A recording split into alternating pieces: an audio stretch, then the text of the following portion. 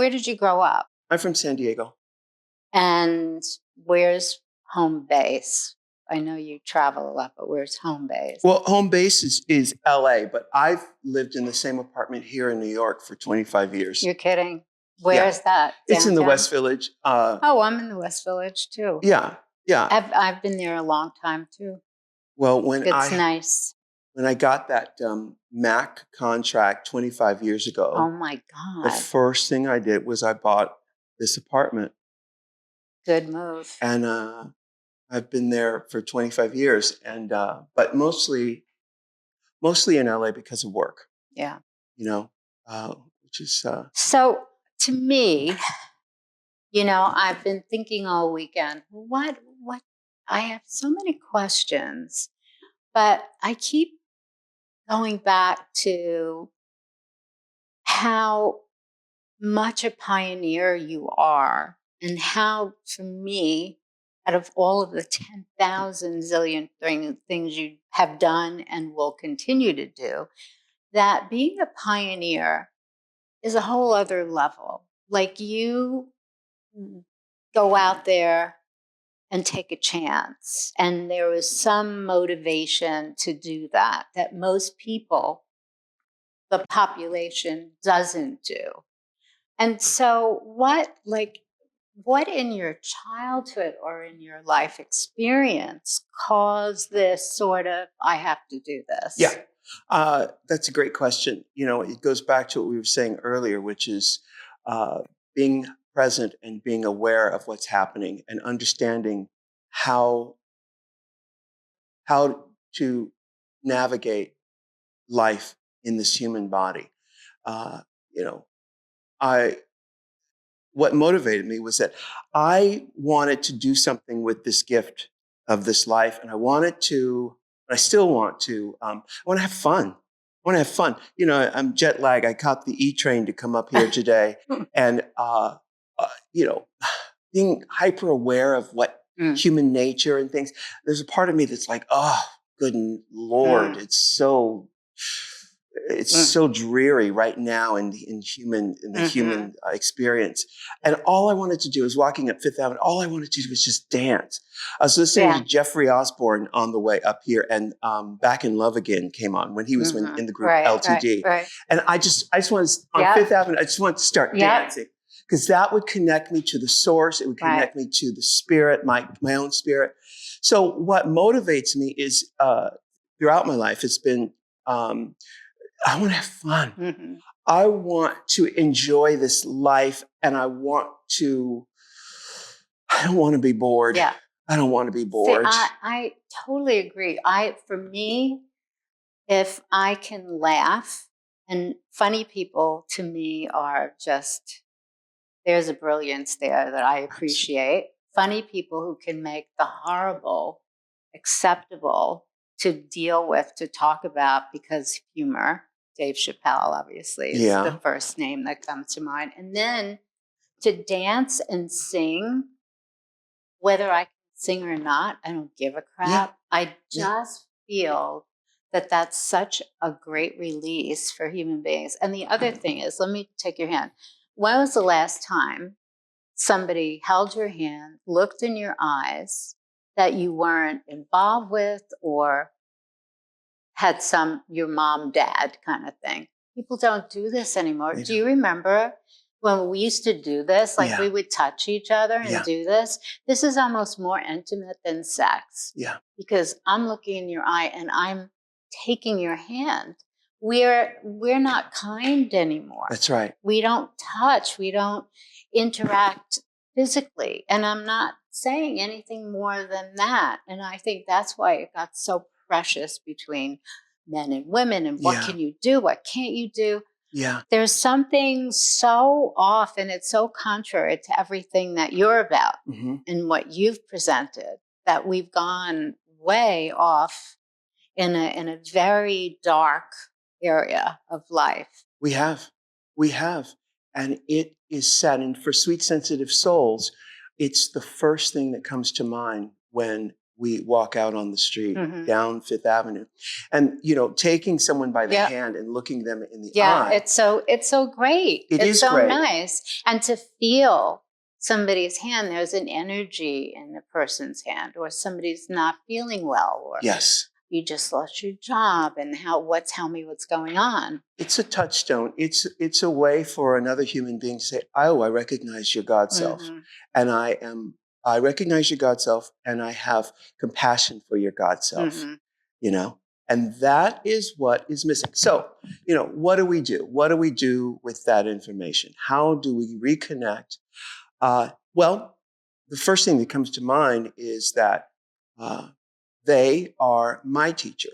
I am not their teacher. So what everyone is teaching me is what not to do and what to remember Yeah. about my own experience. But that's a tall order for us, sweet, sensitive souls who are living in this world every day. It's a tall order because we have to carry so much Mm. of that, of that, and you're faced with unconsciousness at every turn. You think, well, what do I do? Well, okay, you go and meditate, Mm. and you can stretch. This is what I do in the morning. I stretch, then I pray since I'm already down there, and then And when you pray, are you thinking about an intention for the day, or how do you approach prayer? Because you know what? People don't talk about prayer anymore. It's something that's almost better left unsaid. Mhm. And I also find prayer very important, even if it's a conversation with whoever, Mhm. however you want to communicate. So, what are you thinking about when you pray? Well, I'm very conscious of what prayer is and what it does. What prayer does is it connects me to the source, but it also diffuses my ego. It's a way for me to acknowledge that, yes, I have an ego, and that right now, ego, shut the F up. Mm. I'm going to go to the source. I'm going to go to the source that makes the rain fall, that makes the waves crash into the shore, and that makes the seasons change and everything happen. And that act alone is all that is needed to diffuse the ego and have sanctuary in Mhm. that moment. And also, it allows me to express my gratitude for this incredible gift of having this human body and this spirit and this soul. And just that alone, and I learned this a long time ago, just by saying, "Dear God, thank you." Mhm. 4 words. It's humility. Yeah. It's humility. So, what's your purpose in this lifetime? I mean, most people just live and life sort of takes them along. But I really think having a purpose keeps us sort of on a track. And clearly, you're aware of your purpose. So, what would that be? My purpose is to create. First of all, it's actually even more simple than that. I want to experience life. I want to experience it. And throughout my experiences, I realized that I'm creative. I love being creative. I love solving a problem and saying, what if we put shoulder pads on it? What if we roosh around here? Let's roosh the arms. Mhm. That excites me. And I love laughing and dancing and colors and love and beauty and beautiful smells. I love all of those things that tickle my senses. And I love being at a creative table with a bunch of people who I can volley with and say, and there's no bad ideas. It's No. just, Yeah. and then what I'm doing is channeling the source and allowing it to come through. It's like, which is again like dancing to Jeffrey Osborne on Fifth Avenue. You are summoning the spirit, and it's like, wow, it takes you there, and I love it. That's my purpose. It's very simple, It's very simple. So, what do you think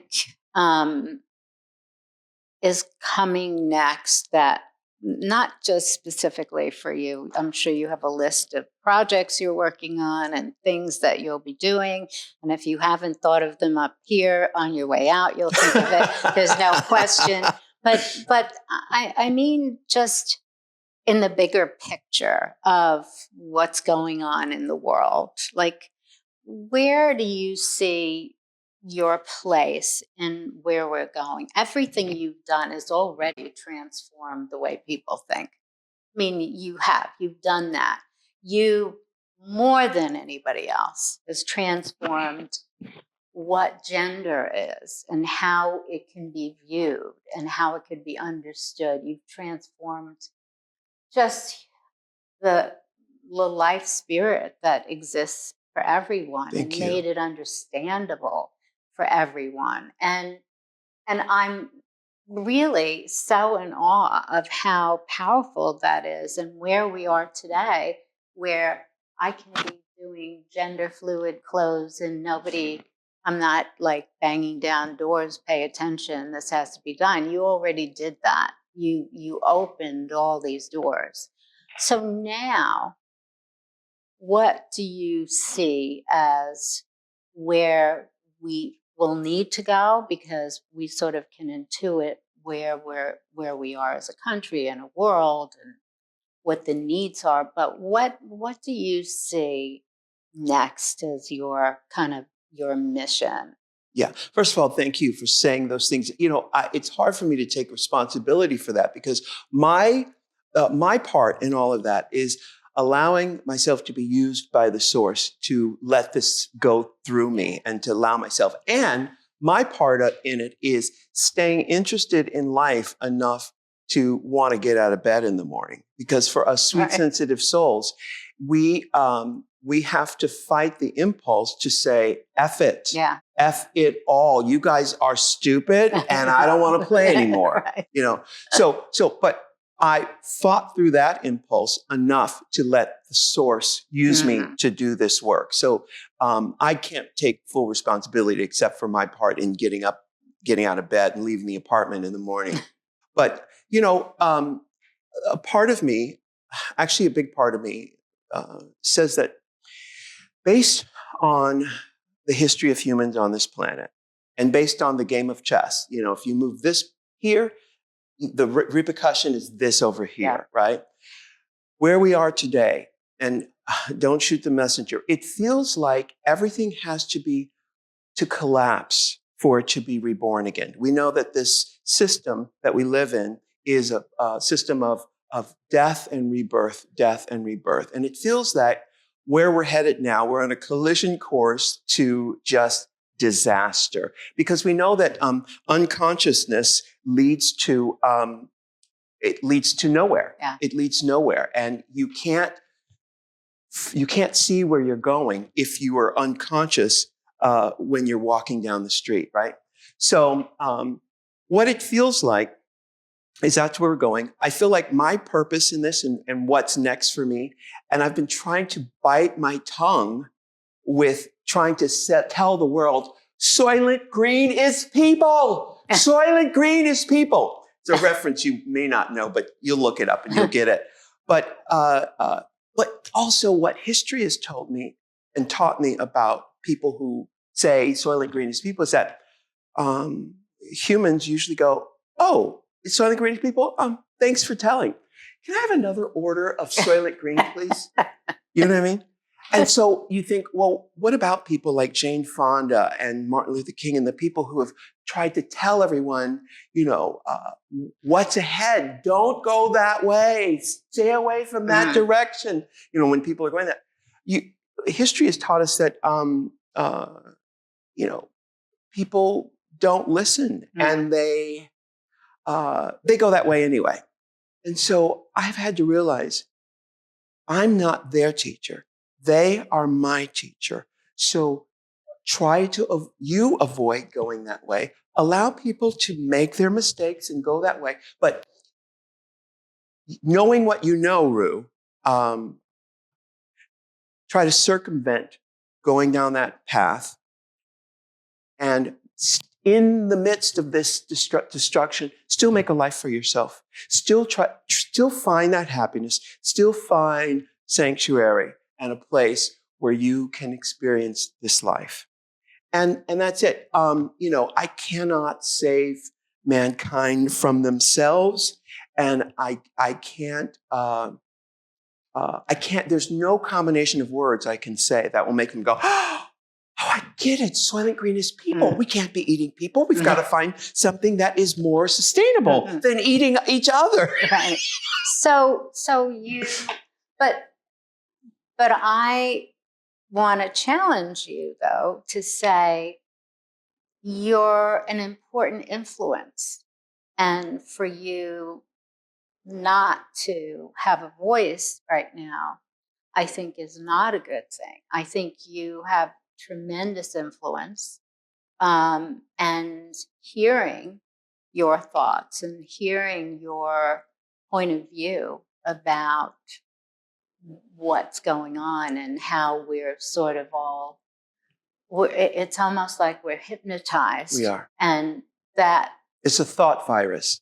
It's a thought virus that is that is so brilliant. That is really perfect. That really is. But I really do think it's sort of a responsibility you have. If you have a voice and there are enough people who really respect what you say, because you've proven over and over that when you say something or you influence, there's meaning and there's something behind it that people should pay attention to.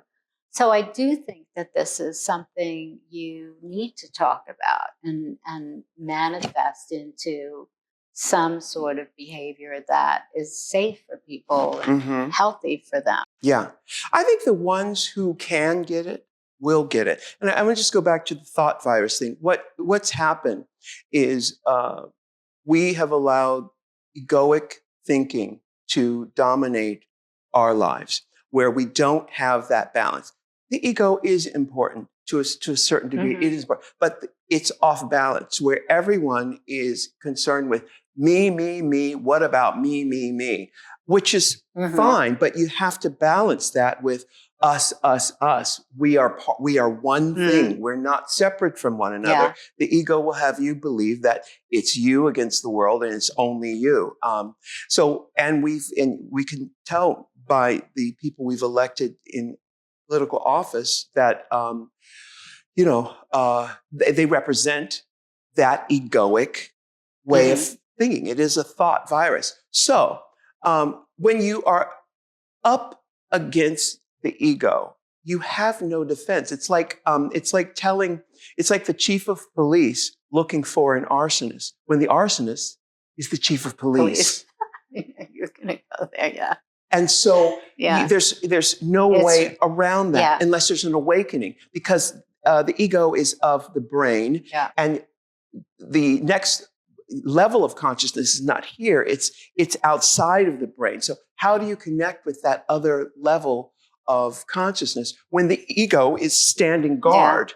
You think, oh, okay, I'll let you figure it out for yourself. But in how I conduct my life and what I do with art and projects, people who are conscious will get the message through that.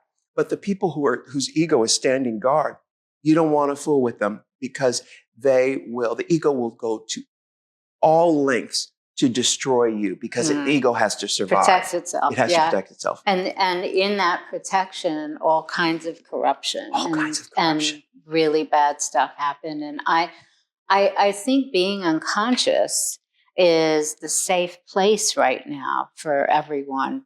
Just scrolling through Instagram. Yeah. Okay, I'm not having to be responsible for what's happening. I can just, look, there's makeup. There's that dress is pretty, or and then you just start like, and that person's having fun, and that one, I'm in a bad mood and I'm not having fun. I feel like crap. It's like we judge ourselves. We do everything through these weird boxes of what should be, of status quo. It's a very interesting time, but I do think there were people, you mentioned Martin Luther King, and I, because I am that much older than you are, I used to watch these great people on the 3 channels we had on TV. And I remember Martin Luther King, and I remember JFK, and I remember Gandhi.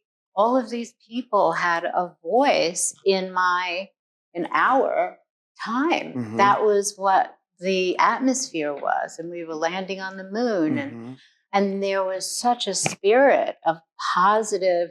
We can make a change. We can do this together. And Martin Luther King. I just put up a piece of art in my apartment with a big statement by Martin Luther King, and I just thought, how can I have to preserve these beautiful words, and that influence just doesn't exist anymore. Right. So the influence is maybe social media or whatever it is. But I think that in the most unlikely places, we need to find a way to communicate and to create these other choices for people. Mm-hmm. So when you're working and being creative, is there a way, do you think, and this is a question that I can't even imagine an answer to, but is there a way, do you think, that you can engage people to participate in positive energy? I mean, are there things that you think about or that you do now, or because I'm thinking about that all the time? Yeah. What are some of the thoughts you have about that? Because we were given free will, you cannot inspire someone to enrich their lives unless they want to, unless they give you permission. Years ago, someone told me, some girl in school told me that, Ru, you always have angels around you, but they cannot intervene unless you say, please help me. And because we have free will. Right. And your angels can't intervene. So the same is true with just consciousness. People choose to be unconscious. And you talked about, being on the phones. And I always get a vision of that scene in The Matrix where there's pods of people living in these pods, and they're dreaming of this life. And, what we have is the Instagram is that life that, and they're always connected to it, because if they put it down and got into this moment, they'd realize how much pain they are in. Yeah. The Eckhart Tolle thing, he says, if you allowed yourself to be present for 5 minutes, the first thing you would recognize is how much pain you're in. And people don't want to be in pain. So and unfortunately, the way we've created this world is that it's until we are in so much pain that we are willing to look at another choice. It's like, don't go near that stove. It's hot. It's like, what? I'm not going near that stove again. Right. Now, intellectually, I could have listened to my mother and said, oh, you're smarter. You've been around. Yeah. Okay. Got it. I'm not going to go. No, I had to go and touch it. Yeah. And that is the system we've set up. So when you think about Martin Luther King or Jane Fonda or Gandhi, you think about, well, what is their motivation for wanting to help the world? What the motivation could be, well, I want to live in a world where we can elevate ourselves as human. The biggest disappointment I had from the election a few years ago was that the realization that we as humans weren't further along in our evolution. That's right. We're here. That's right. Yeah. So when I think about, trying to inspire people to their higher self, I have to ask myself, what's your motivation? Well, I want to have friends. I want to have people to dance with.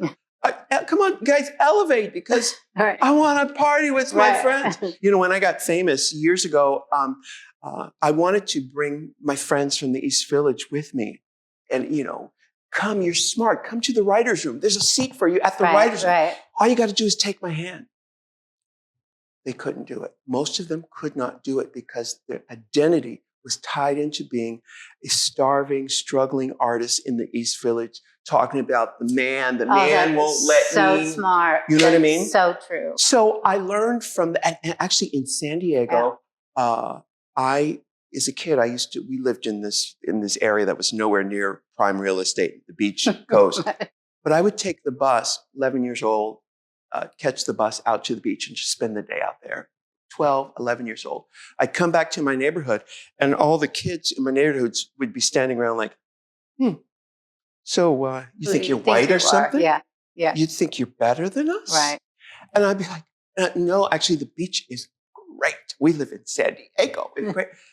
But I learned early on that people feel threatened by your freedom, by your beauty. It's what the good Glinda the Good Witch says that to Dorothy. She says, Dorothy says, why is she following me? She says, she's actually really jealous and envious of your lust for life, your beauty. You know, she doesn't have that. So what I say to young people all the time is that our secret weapon against the darkness is our love, our beauty, our joy, our love of the beach, our innate need to gravitate towards sparkly, shiny things, things that are exciting. And that's what those people have lost. That's what they have lost. So I don't know, I'm going to continue to do what I do to make myself happy and enjoy. And hopefully that will inspire people. But I don't know how to do it. In the Ten Commandments, the movie The Ten Commandments, everybody has, I think they've already crossed the Red Sea. They've landed on the other side. And Moses says, guys, listen, I'm going to go up this hill for a minute. I have a feeling there's a burning bush up there. But while I'm gone, you guys just chill. I'll be back in a minute. And whatever you do, don't fire up that urn and make any graven images. Well, he goes up there and they're like, well, he's been gone for about 2 minutes. But you know what? Let's fire up that urn and just go back to what we were doing before. And of course, humans they revert back to the fear that they're used to. When an abused child is taken from an abusive home, that child cries and cries and cries because it wants to go back to what it's familiar with. So what that has taught me is, Ru, focus on making yourself happy. They are your teacher. You are not their teacher. Live your life, and maybe some will be attracted to what you're doing and will go, I want what he has. Right. What's the most provocative thing you've ever done? The most provocative thing I've ever done is continue to get out of bed in the morning. It really is. It's the decision to live. It's the decision to follow my heart every day, and to do that with true conviction. Because, as you know, with most people, they will buy into plan A or plan B, and neither of those plans fit the human experience. Get married, have a child, have two children, and follow this plan.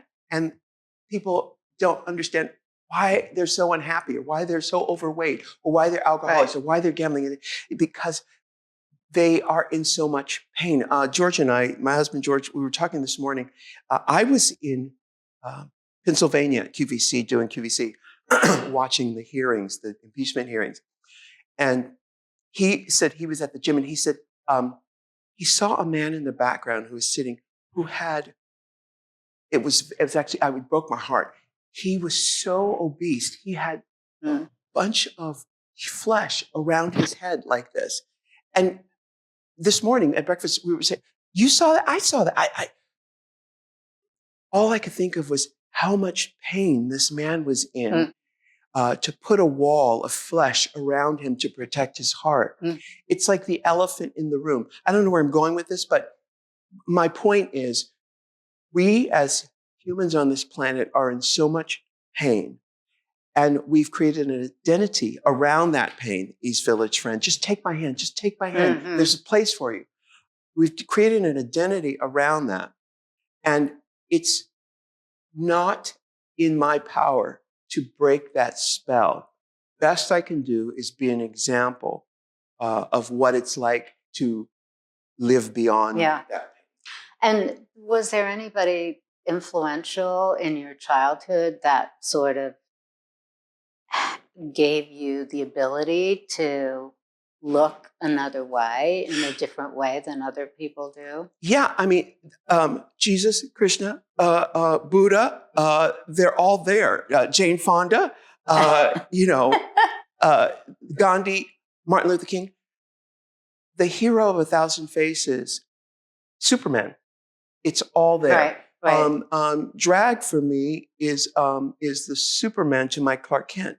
If you're paying attention, I love that. Whoa, wait a minute. That is so great. That is so great. Drag for me is the Superman to my Clark Kent. That is so perfect. That is so great. And everybody does drag. Everybody does drag. Everybody. Yeah. Yeah, whether they know it or not. That is such a great line.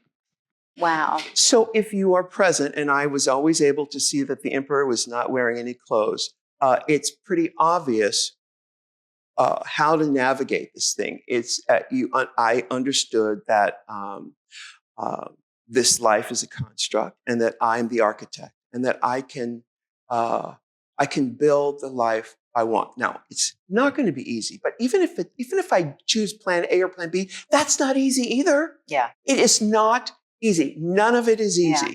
So if I had a choice, I'd rather choose my own plan and stick to it. And yes, my heart will be broken because the world will go, what? What? Oh, you think you're better than us? Right. What kind of plan is that? Right. I'm always going to be faced with that. Yeah. The minute you're doing something different, the minute you go on a different path, because of fear, people don't want you to succeed. That's They right. want to trip you up. They want to give you a hard time. And the beauty of going ahead with the plan and not getting tripped up it's because you become Superman. You become the superpower. I know I can do that, even though you're not ready for it. I know you can do that. Yeah. It's a great empowerment to be able to know that if you have a dream, that you can actually get it, and then it inspires another dream. Yeah. I think that that's what you've done. I love that line again, the Clark Kent, the Superman. It's so perfect because it relates to everybody. It really, really does. It's almost like you should do a children's book on that so that little kids can understand the depth of that and that the simplicity of the symbolism too. Yeah. It's really so profound. I love it.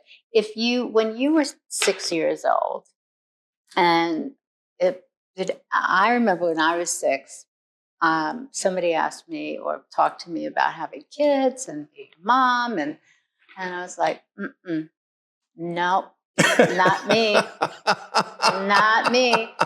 And I remember it really started to get people upset. So I nuanced it. I was like, maybe someday. And then it was like, as I go, yeah, I'm thinking about it. Not really. And I sort of said what people wanted to hear, even though I was like, not happening here. And I knew then, and I don't know why, but I knew then that wasn't going to be for me. And I knew that there would be a lot of explanations along the way. And even when I was 50, I was saying, I don't know, I could adopt. It was like, I'm still, okay, I could adopt. So when you were 6, Did anybody talk to you about when you grow up and you're going to be a scientist? Or Right. like, what did you ever have that you knew? Like, I know Yeah. right now, 6 years old, I'm telling you. Yeah. Well, for girls, it's difficult because that is expected of girls, and people don't know how to communicate. So the first thing that they want to say is, "So are you going to have kids?" Because they can't imagine a girl doing anything but being Right. someone's And mother. yeah. You know? No, and absolutely want, like, that's the choice. This is a great thing. Yeah. But I think all kids have some sort of obligation to talk about their future, or Right. what it is they're going to be. Yeah. But I do believe that at 6 and 7, Yeah. I mean, I that's knew. clearly I right. knew. Yeah. Yeah. My mother, when she was pregnant with me, saw a psychic, and the psychic said, "Well, Tony, you're going to have a boy, and that boy is going to be famous." So I grew up knowing that I was going to be famous. All right. So I didn't know how, I didn't know where. But you had to figure out I had to figure out a way to do it.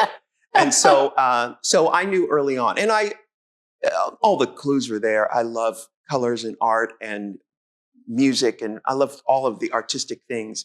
And so I went about to figuring out how to do that. But seven was a very interesting time because life goes in sevens: 14, 21, 28, which was a big one. That's always one. a big birthday. Yeah, 28 Saturn to returns. 30. Yeah. Saturn returns. That'll get you. It'll get you. So 7 was a big one because my parents finally got their divorce. They were at war. Here too. Yeah. That was It was crazy. Yeah.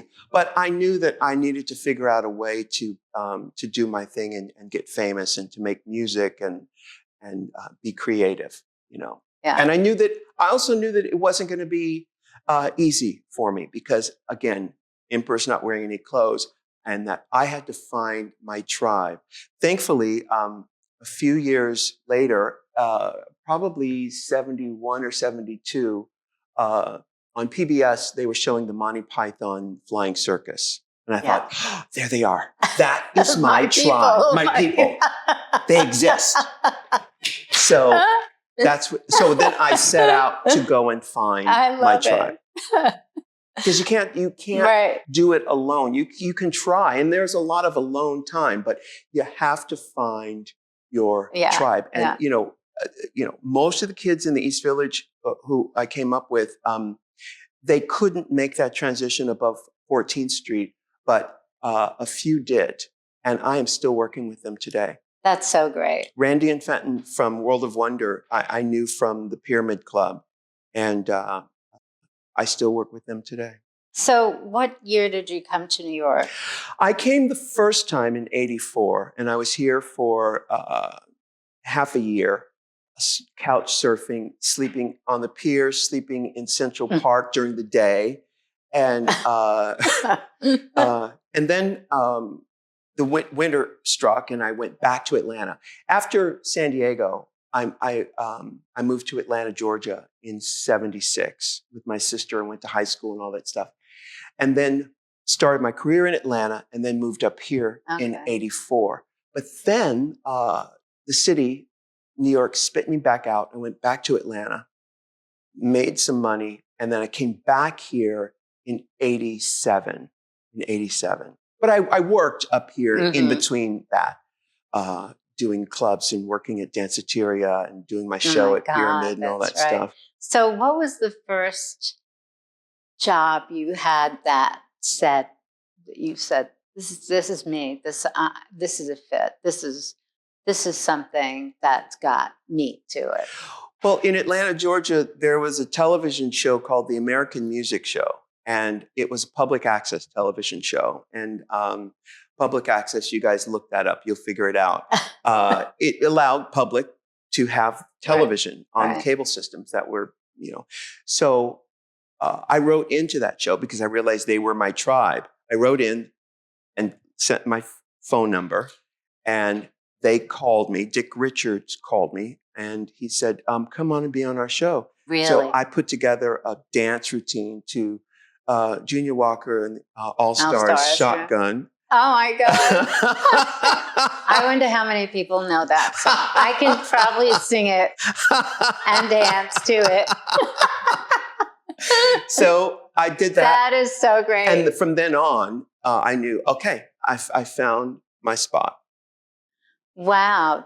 So how many people would do that though? How many people just say, I'm going to give it a chance? Yeah. I mean, that's very brave, right? It is brave, but whatever the percentage of people who would do that is far greater than the ones who would keep doing it for 37 years.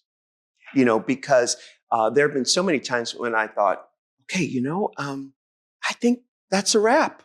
That is a wrap. Mm-hmm. And, it's one thing to say, I'm going to go and do this. It's another to stick with it and to go inside. Because actually in 1999, I stepped away from the canvas.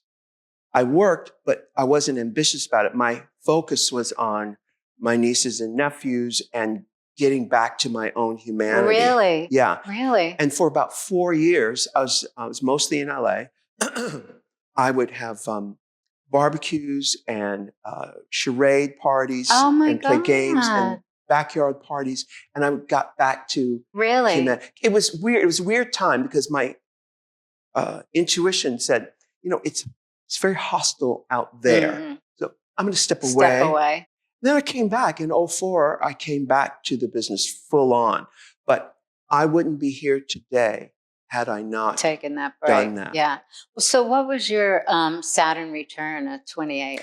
Saturn returns, I had moved back to New York and then couldn't get any traction in New York like I had in 84. And then after a series of weird, horrible, humiliating events, I wound up in LA and I was sleeping on my younger sister's couch, sleeping on my baby sister's couch, not a dime to my name, literally, no car. She would go to work and I would sleep during the day. And then before she came home, I would leave her apartment and walk around Los Angeles. And in the late hours and come back to her house at 3:00 in the morning, walking around. It was pretty, oh my God. It was pretty awful. It was like my 40 days and 40 nights. And then what snapped you out of that? Well, this is why I get emotional here because I turned 28 in November of 1988. And it was the holiday, so I went down to my mother's in San Diego to spend time with her and just not think about what I needed to do. And then by January, one of my tribe members, Larry T., who I knew from Atlanta, who I moved up here to New York with, he called me and said, Ru, what are you doing? Get your tuchus back here to New York. I'm going to pay for your plane. I'm going to pay for your plane ticket. And you're going to get back up on that go-go box and you're going to make that money back. And you're going to pay me and you're going to get back to what you're here to do. Right. It was like in The Wizard of Oz when Dorothy lays down in the poppy field. And I think the Tin Man says, wake up, because he's not affected by the poppies heroin. Right. Wake up, come on, we're going to Oz, come on, wake up. Larry T. calls me up and says, get back here. And I had a moment of clarity and I got back to New York. Wow. And I got back to New York and I said, you know what? I'm not playing around anymore. I'm going to give them what they want. I shaved my legs. I shaved my tits because before that we were doing drag. We were doing gender F-word drag, right. which was like, you know. And I knew that I had power, my Superman. You know what? I'm going to give them full on Superman. Right. I shaved my legs and I did my what I call my Soul Train dancer drag, my Right. streetwalker drag, Right. which is sexier and like, Right. Right. it's more glamorous. I came back. That was January. By September of 89, I was crowned the Queen of Manhattan. I was I crowned the Queen of remember Manhattan. that period. I remember you. I remember that period. I remember how bold and brave you were. I mean, it was so much more than drag. It was so much more. And I wonder if you were, I'm sure subliminally, the guides took you there to do your job of what you're supposed to do. Because Absolutely. to take that step was one thing, but then there, oh my God, the message and the story, all of it was just so big and bold. And, you know, the time was right. It was really about timing, which Mhm. is why you had to go through all of that stuff. But it still was a provocative time, which Mhm. is going back to my other question, because I wanted to get to that period when you really just, I mean, you were loud and clear, and everybody had to pay attention to a message that they really hadn't heard before in a public way. And you made it so easy for people to understand. Mhm. It was really crazy. Yeah. But, it's such a delicate balance, because if you do it wrong, it just hurts everything. Yeah. But if you always keep everything you do open and friendly and inviting, you invite everybody. Yeah. Everybody can come and dance with you. Everybody can come and experience your story or the story you want to tell. And I remember that period. If I think of you, I think of, whoa, this is powerful stuff. Mm. And it's very funny that it happened all around your Saturn return. My Saturn return was, I'd been married for 10 years, was married at 19, and my husband sort of ran everything, and he was living a life that was very difficult for me, and my self-esteem certainly was under siege in this relationship. And I had to leave our business together, and I had to leave everything. And I had $98. Mm. And nobody knew me. Nobody knew that I was sewing in the back and doing all this stuff. And I didn't know what I was going to do. And I was so shy. I could hardly speak. Mm. I was so shy. And I had a bed. That's all I had. I Mm. didn't have curtains. I didn't have furniture. I had nothing but my $98 in a bed. And my brother called me from Las Vegas. He was not living a good life, Mm. lost all his money playing whatever games you play in Las Mhm. Vegas, and wanted bus money to come home. Mm. And I thought, what can get, I mean, could life get any better than this? I mean, okay, the lesson is here. And I remember just keeping the lights off so people wouldn't watch me get undressed, Yeah. and just crying and Yeah. thinking, I don't know what I'm going to do, but I have my soul. I have my soul. And that is the only thing that can be important right now. And those experiences for the two of us, clearly we've had other Saturn returns, but we were more mature to deal with them a little bit more maturely. But had you not sort of gone down to whatever and have this angel friend say, enough of your shit now, get over here and do what Yeah. you're supposed to do. And for me to just have it be so horrible that I couldn't stay another day, I couldn't have any more humiliation or embarrassment. I mean, and those are the two words that really drive you, right? I mean, Yeah. if you think about the humiliation human beings suffer, and humiliation and lack of respect, I think, are the most horrible things you can do to a human being. And and and that's why a lot of people don't think they deserve more, Yeah. because they've been humiliated and Yeah. had disrespect for so long. But it has to be the thing that drives you to save yourself, or to listen when somebody wants to help and When you save you. are sick and tired of being sick and tired, and you say, you know what, like the lotus out of the mud, I'm going to Yeah. emerge. But in the case of with what happened to me is I was able, I was clear enough to hear the universe's stage direction. And that is what you find in meditation. Hmm. It's what you find in the silence. And when you've been humiliated enough to where even your ego can't even muster up Right. a fight. Right. That Yeah. is the sweet spot. Yeah. When the universe, when your angels can intervene, Yeah. when you are able at that point to say, please help me. Yeah. Then your Yeah. angels can swoop in, and divinity Yeah. can happen. Yeah. And asking for help in the spirit, but also asking people for help. Yeah. I mean, this person helped you. Yes. I learned for the first time to actually ask for help.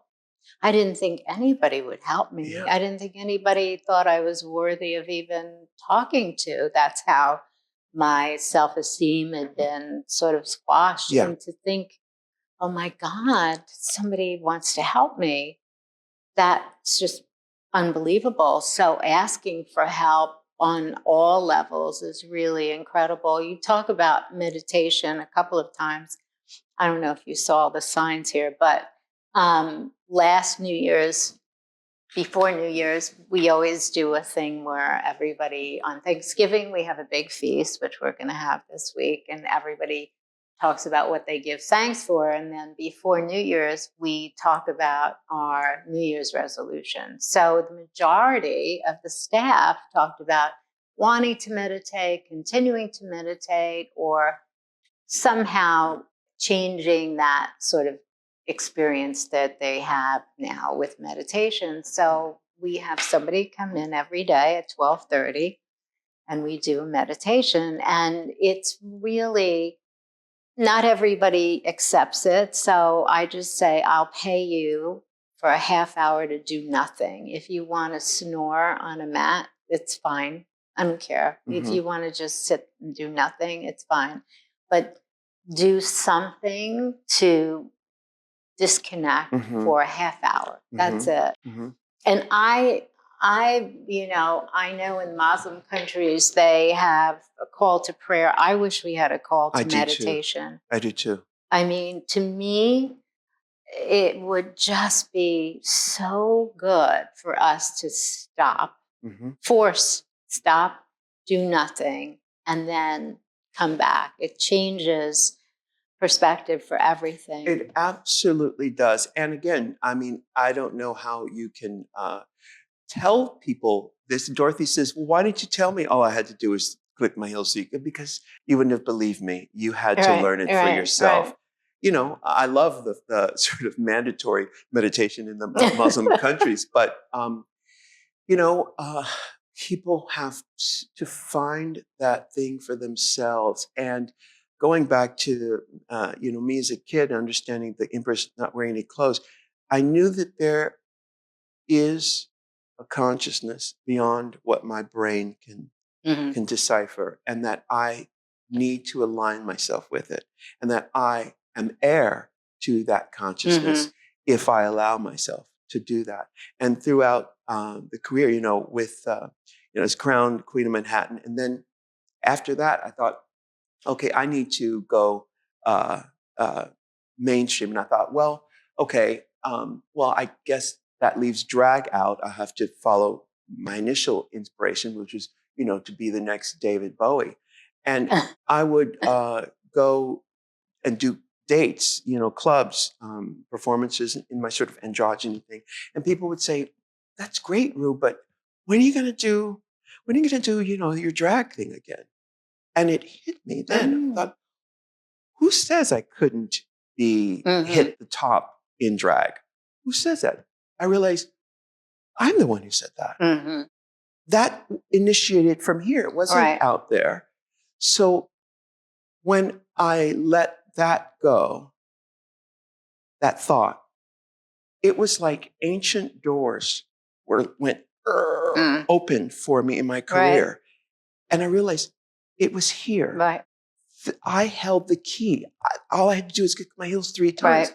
So that was a major turning point for me. And it was major because I needed to realize how much of my destiny, my life was a construct of thoughts that I was thinking. And that by letting go of old thoughts and making a space, and this is what meditation does for me, it clears a space in my consciousness for the divine, for new, updated ideas to come and live inside of me. And that practice and so many, so much evidence that helped me to continue this way of doing an inventory, of saying, oh, that doesn't work. Oh, that doesn't. Oh, bring more of that in. Let's bring some more. That process is why I'm sitting here today. Yeah. And all the different areas of creativity that you go into are so fantastic. And you do it in a different frame, in a different sort of visual impression that you feel fits for that story. It's all drag to me. And it really is, so much of this, most women don't really get. Right. That it's the story you tell, and the more authentic the story, the more powerful your beauty is, right? So and I do everything. I promise you, this is part of my purpose, to help women tell their authentic story, and use clothes or whatever it is to, it could be what they're doing to help identify this sort of drag that says, here I am, or putting clothes on that are fun and you'll have fun. How important all of that is viscerally to presenting who you are and your self-esteem and the power you have as a human being. Women, because we're judged by the way we look so much, and objectification, which is a topic I want to talk about too. Women being objectified for most of their lives up until recently. I could tell a story a month of really horrible experiences that we just keep quiet.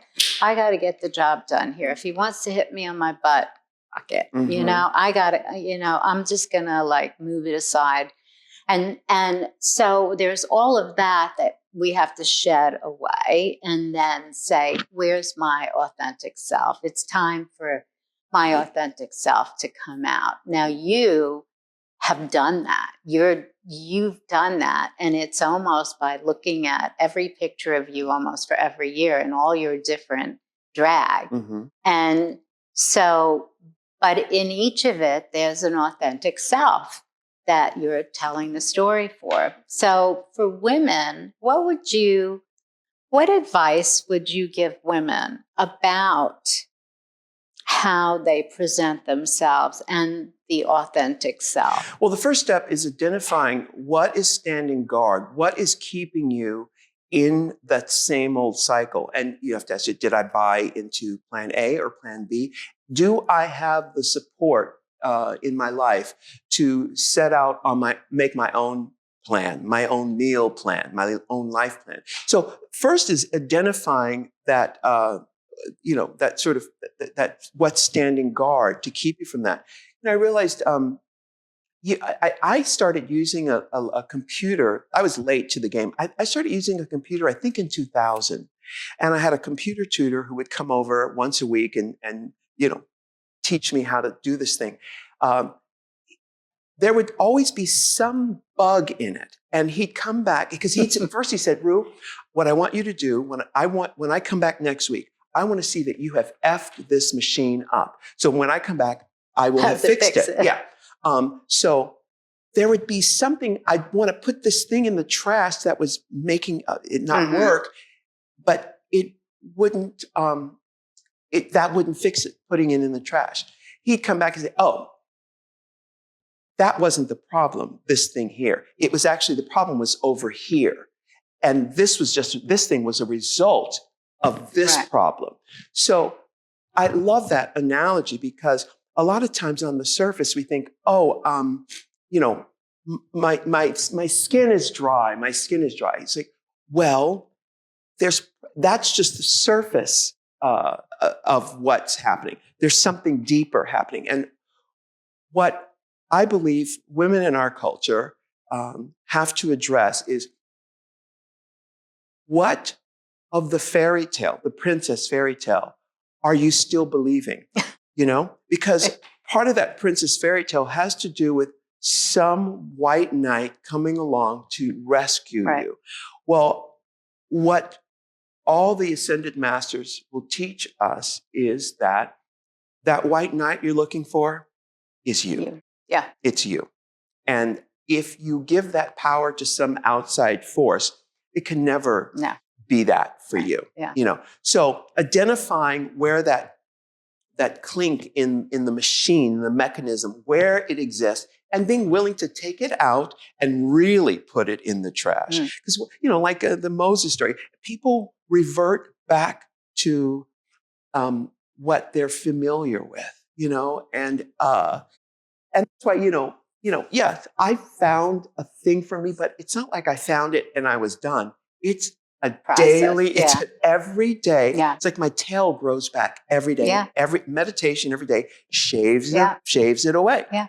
So it's not easy. But plan A or plan B, that's not easy either. Because it's like a garment that wasn't made for you. Yeah. You have to make your own garments.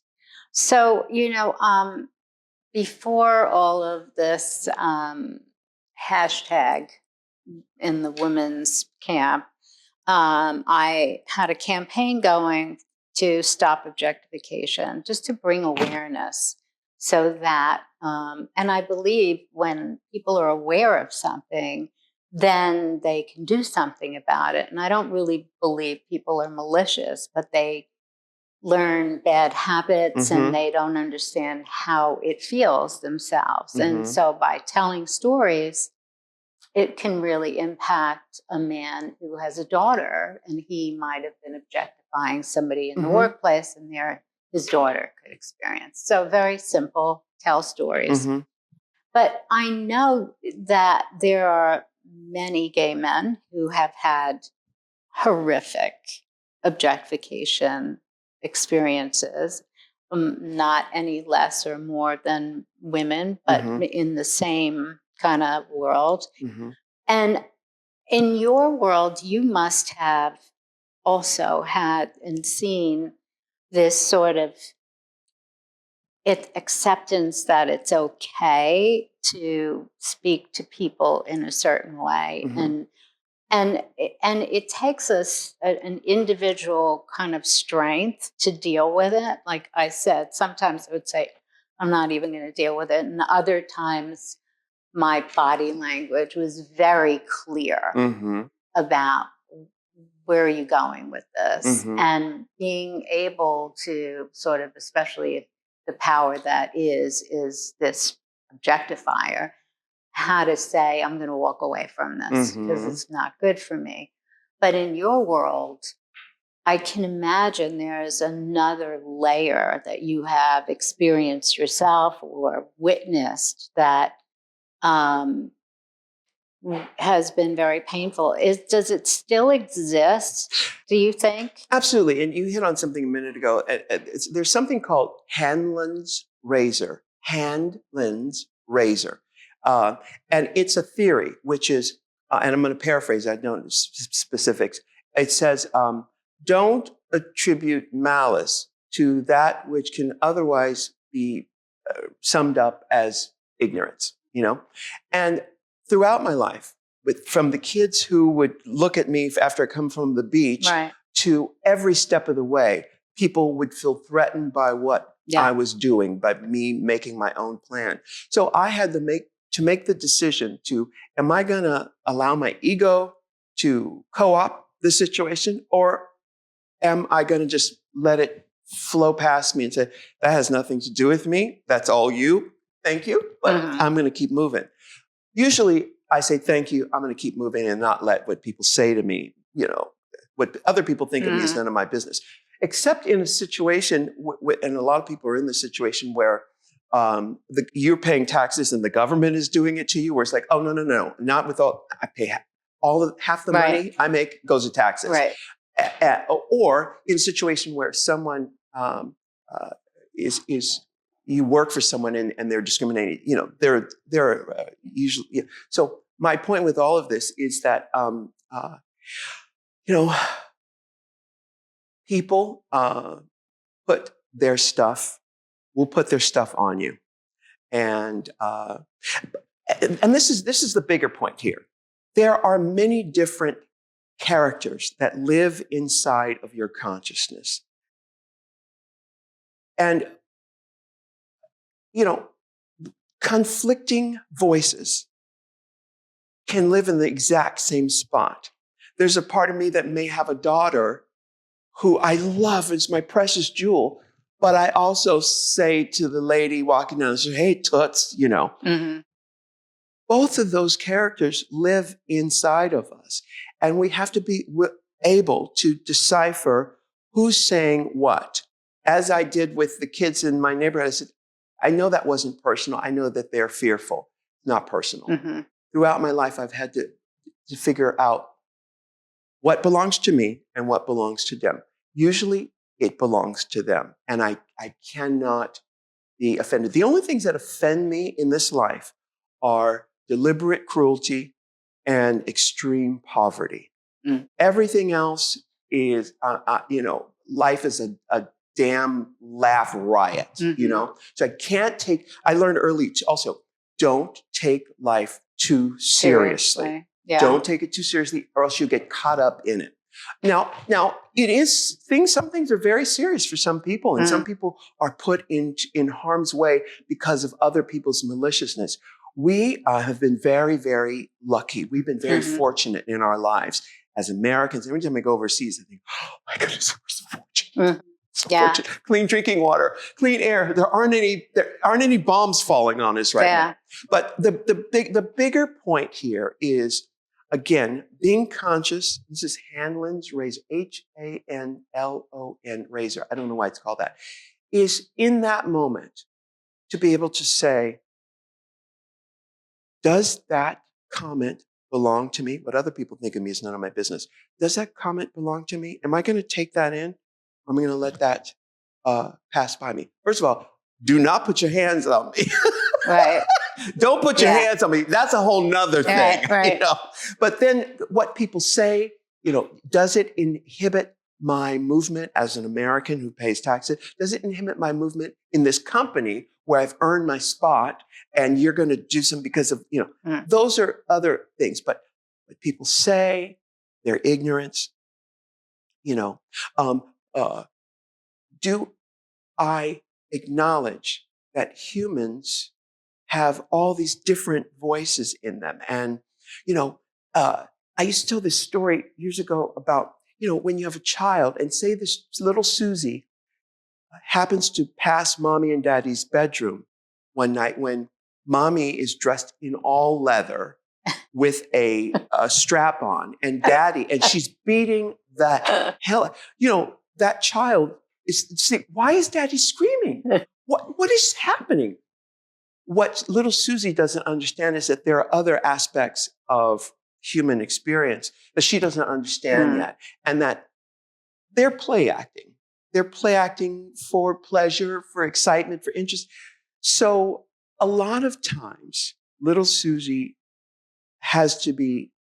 her consciousness has to be upgraded to understand that I know it looks like hurt, but it's different. Mm. And not to belittle what people experience in the workplace. Some people are horrific to women, especially. I grew up in a house with all women.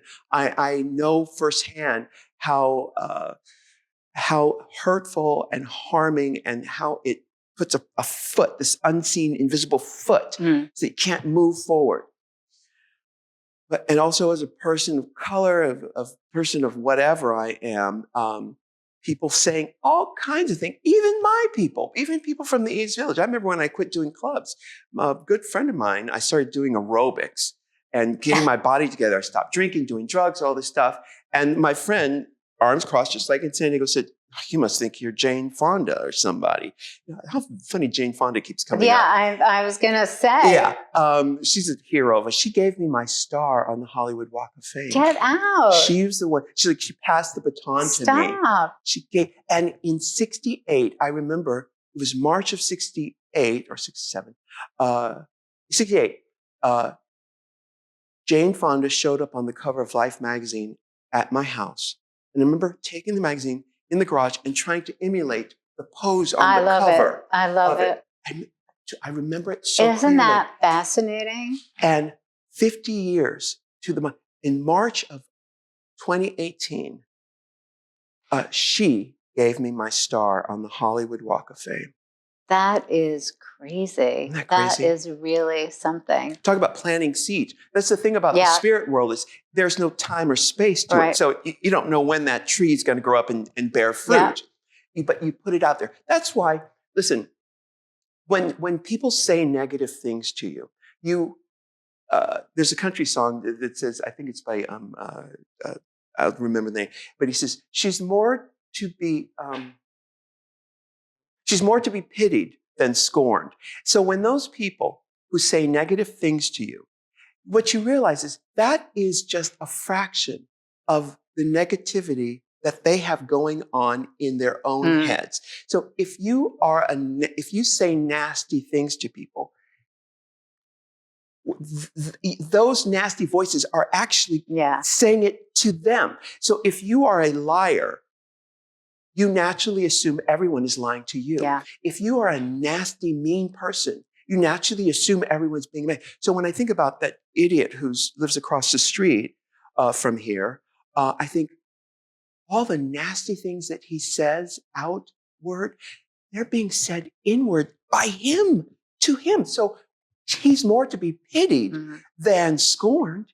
He's, so anyway, I get worked up here. I'm sorry. No, but one of the things that I remember about you, and either interviews that I'd seen through the years of you on TV, and I mean, you've done the circuit 100 times of all of those shows, and each time, no matter what the question, no matter how objectifying maybe, or condescending, or whatever those, words are that can be experienced, you always answered with love in some way that sort of diffused wherever they were going.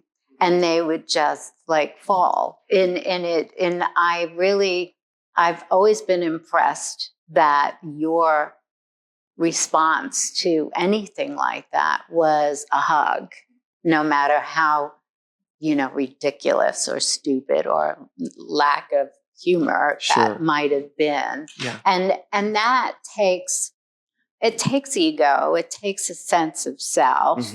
But it's such a great example for how to deal with people now, especially with the mean spirit on social media, and sort of this ability for people to be so cruel now. And that the way you diffuse it maybe is with a hug and with love. And love, all of those things, and perspective, because when you are able to see the landscape, you're able to go, oh, I see what that is. It wasn't personal. And if I responded as if it were personal, I would only get more of the same. So I have to hit the Google Earth button and Right. go, oh, that had nothing Yeah. to do with me. That had everything to do Yeah. with them. A friend of mine who's a mentor to me gave me some really great advice. And she said, when you're in very difficult situations, step away and look at it as if you're watching a movie. Yes.